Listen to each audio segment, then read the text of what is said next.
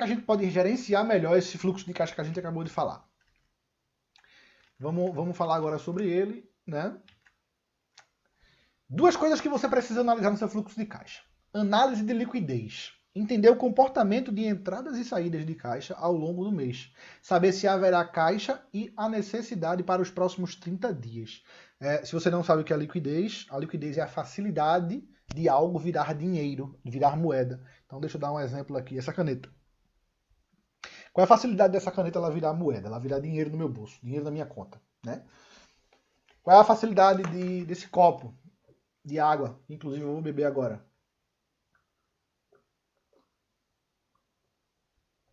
Qual é a facilidade desse copo virar dinheiro? Então é importante que a gente saiba mais ou menos o que é uma liquidez, tá? Entender o comportamento de entradas e saídas de caixa ao longo do mês. Saber se haverá caixa e a necessidade para os próximos 30 dias, tá? E a outra coisa que você precisa analisar sempre é a análise estratégica, né? Entender como e quais são as ações estratégicas que afetam a operação e o caixa da empresa. Ter uma visão geral da saúde do caixa e a necessidade do capital para o crescimento. Análise do fluxo de caixa. Como é que você analisa a liquidez? Você pega a planilha, em que anota diariamente as entradas e as saídas, e analisa e entende qual é o comportamento das entradas e saídas ao longo do mês. E quando o meu saldo fica negativo, você vai iniciar com saldo lá, né? Então você tem o seu tanto tempo em Portugal, que às vezes eu esqueço o nome das coisas no Brasil. Então aqui em Portugal eu chamo de fundo de maneio. Até esqueci o nome, como é que a gente chama no Brasil. É o tempo que eu tô aqui. É o dinheiro que você tem aqui para começar o dia. Eu esqueci, eu já fiz tanto isso na minha vida. É o seu saldo inicial, tá? Então você vai ter que entender esse saldo inicial, ele tem que ser somado às suas entradas, subtraído das suas despesas, vai dar o seu saldo final do dia, tá? E início do próximo, beleza? Então é importante que você sempre analise o comportamento dessas entradas e saídas, analise o dia que fica negativo e por que ele fica, tá? E entenda em que meses você terá fluxo de caixa positivo e em que mês você vai ter fluxo de caixa negativo. É assim que você analisa a liquidez do seu fluxo de caixa. Vamos lá. As empresas abaixo, como exemplo aqui, né? As empresas abaixo, essa empresa abaixo ela realiza todos os pagamentos no dia 5. No entanto, o seu único cliente recorrente faz pagamentos apenas no dia 15. Assim, a empresa passa, em média, 10 dias por mês utilizando empréstimos de curto prazo, pagando altas taxas de juros. E termina o mês com dinheiro sobrando no caixa. Vê que louco, né? Mas isso também é muita realidade, isso. Tudo que eu estou trazendo para vocês aqui é a realidade do dia a dia, tá? De um negócio. Idealmente, divide-se as entradas e saídas em categorias que facilitem a identificação do perfil de recebimentos e de gastos da empresa. Beleza? A solução para resolver isso aqui.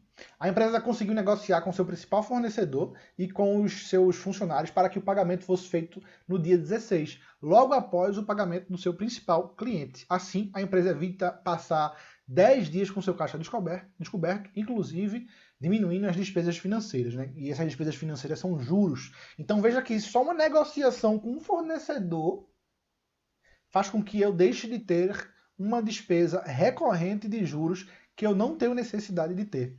Uma única ação, negociar com o meu fornecedor. Então vê que o básico ele vai sempre desembocar aqui no avançado, né? Quando eu trabalho o meu básico, eu vou também estar sempre trabalhando aqui algo que vai ser um pouco mais denso, que nesse caso é o pagamento de juros e multas, né? Com uma boa divisão fica mais fácil identificar o ponto-chave do atual perfil de caixa e quais as modificações surtiram mais efeitos, tá? Essas planilhas todas vocês vão ter direito, tá? Quais são os impactos de uma liquidez negativa? Os impactos de uma liquidez negativa, elas são bastante ruins para a saúde financeira da sua empresa, já que liquidez negativa significa que seu saldo de caixa, o caixa acumulado, ele está negativo. Então, o final do mês, por exemplo, está negativo, né? O principal motivo em que a empresa, para honrar com suas obrigações de capital de giro, ela terá que fazer um empréstimo ou buscar outras fontes de recursos. E buscar empréstimo para pagamento de despesa, ela tem que ser o teu último recurso, tá? O teu último recurso ele deve ser um empréstimo para pagamentos de despesas, beleza? Se você quer pegar um empréstimo pelo motivo de iniciar um negócio ou de melhorar o negócio, né, de crescer o seu negócio, ok. Agora, se você quer um empréstimo ou financiamento para despesa, é melhor você tentar negociar com seu fornecedor, é melhor você tentar buscar outra fonte de receita para que você consiga suprir esse caixa negativo. Em paralelo, os dados diários devem ser consolidados mensalmente para que o empreendedor controle sua liquidez mensal. Tá? Então aqui a gente tem as entradas, as saídas, o saldo inicial de caixa e o saldo final de caixa.